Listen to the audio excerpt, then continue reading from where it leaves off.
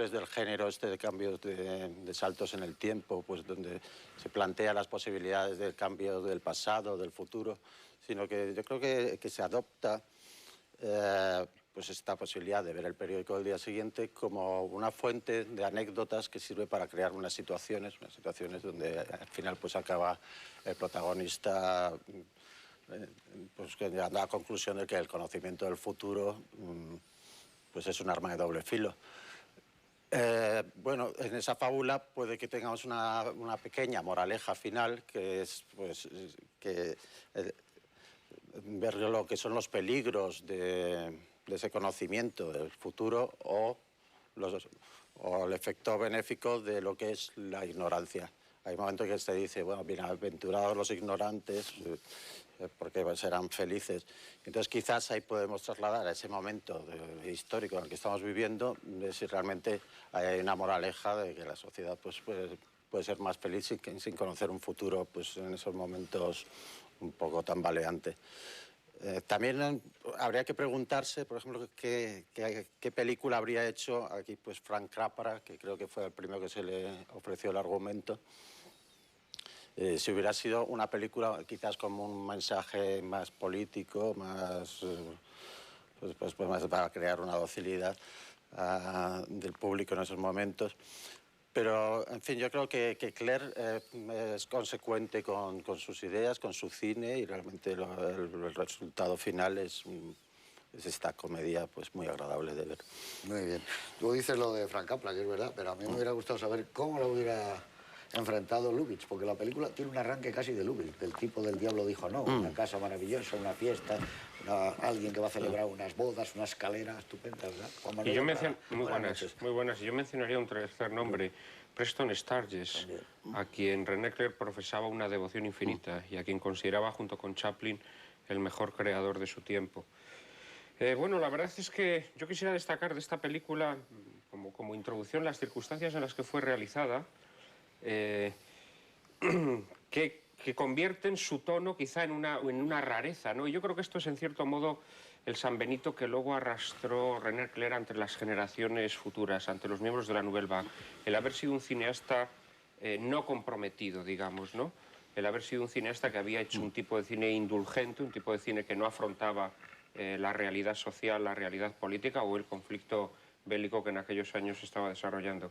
René Clair viaja a Estados Unidos, no expulsado por el régimen de Vichy, cuando él se marcha todavía Francia no se ha rendido a los nazis, sino por indicación del ministro de Información o de Propaganda, Jean Giraudoux, que tiene la idea un poco descabellada y megalómana de montar un centro de producción en Estados Unidos para que los americanos tengan un poco conciencia de la situación del pueblo francés. Él se va con Julien Duvivier y allí empieza a hacer películas que evidentemente no tienen nada que ver con esa misión inicial, ¿no?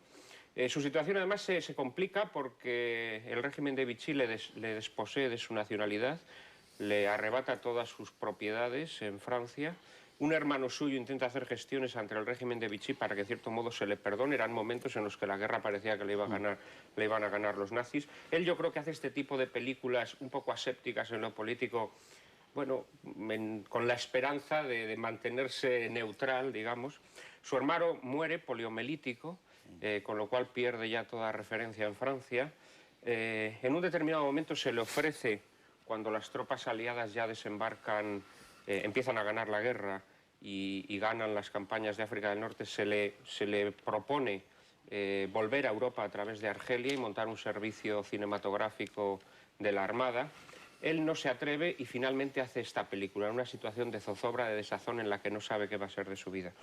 La verdad es que el modo en el que se desenvolvió en Hollywood es ejemplar y sorprendente. Hizo 4 películas con 4 estudios distintos, consiguió no atarse a ninguno de los 4, una con la Paramount, otra con la Universal, esta con United Artists y la última, Los 10 Negritos, con la Fox. Y en todas ellas intentó hacer pues, su cine, ¿no? Su cine. Para esta película, por cierto, quiso a Cary Grant, que tenía compromisos previos y no pudo realizarla.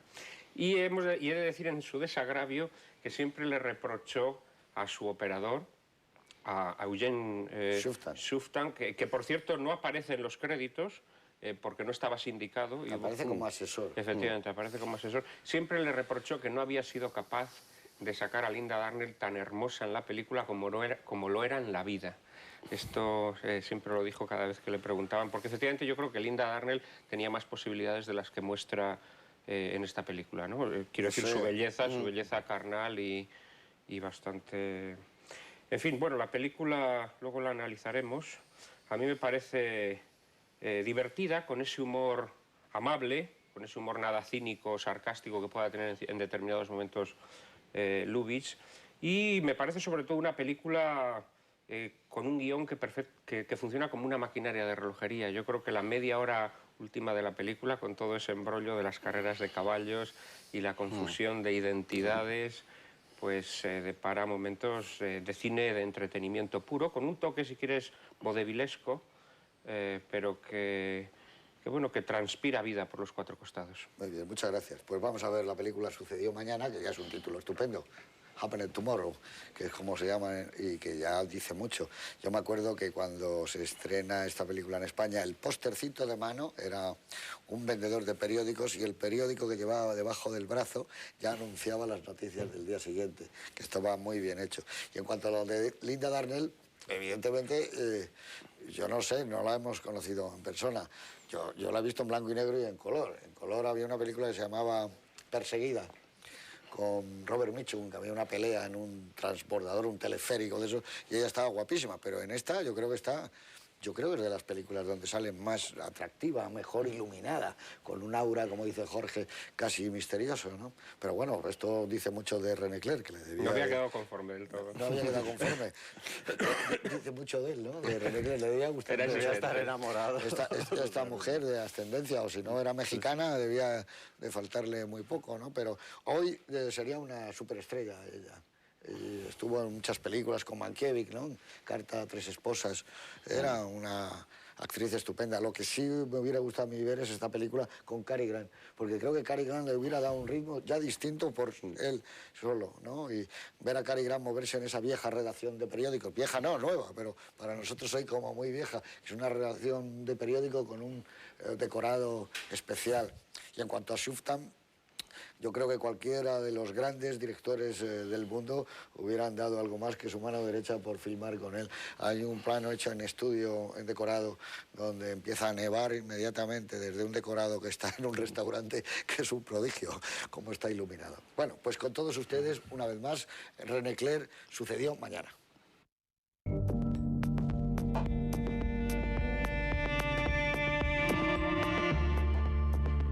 No sé si ayer o mañana, ya sabemos si estamos por la noche o por la mañana, en este plató de los estudios de Televisión Española, por cierto, plató con una gran, no sé, un gran pedigrí, una gran trascendencia incluso para el cine español.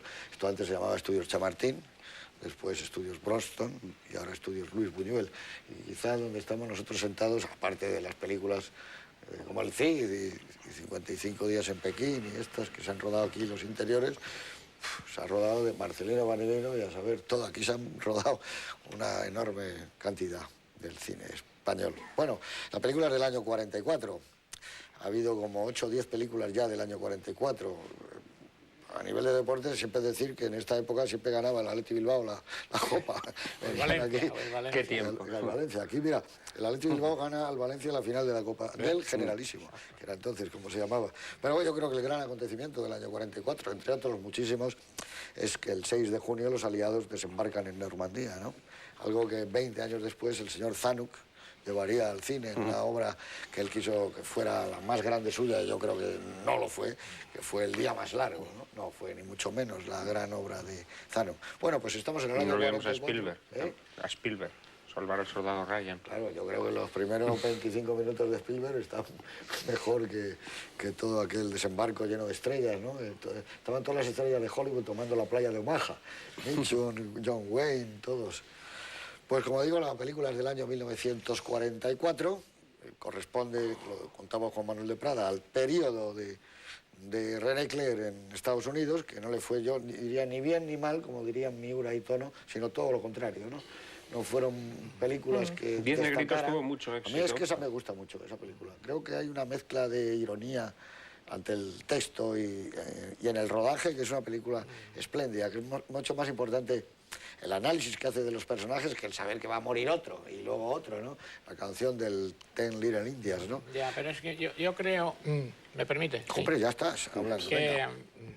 bueno, René Clair se recupera de alguna manera y adquiere su gran prestigio cuando vuelve a Francia y hace El silencio Soro, en fin, las grandes películas de los años 50. Yo creo que la mezcla